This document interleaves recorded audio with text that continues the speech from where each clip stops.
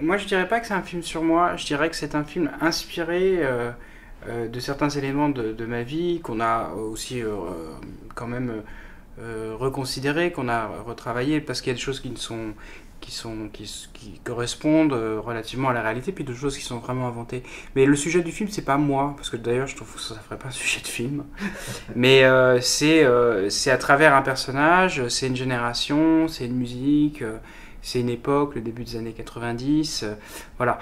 Et par ailleurs, la part de fiction, la part de réalité, c'est juste, on me pose évidemment souvent cette question, peut-être, je sais pas, peut-être la moitié, quelque chose comme ça, mais c'est difficile de répondre parce qu'il y a des éléments, il y a même des choses, parfois je me souviens même plus, on a travaillé très longtemps sur le scénario et on a intégré plein de choses, il y a des choses, bien sûr, je me souviens que elles sont vraies, quoi, puis d'autres...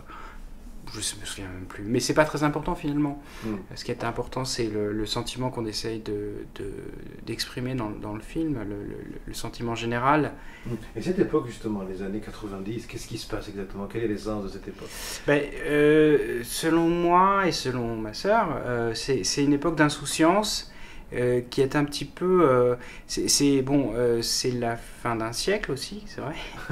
Mais donc les années 90, c'est une époque relativement heureuse, relativement... avec une sorte les gens avaient enfin en tout cas ma génération, une forme d'optimisme. On imaginait que tout irait toujours bien, qu'on aurait toujours du travail et de l'argent, et qu'on n'avait pas de soucis à se faire, jusqu'à ce que les choses changent avec la crise.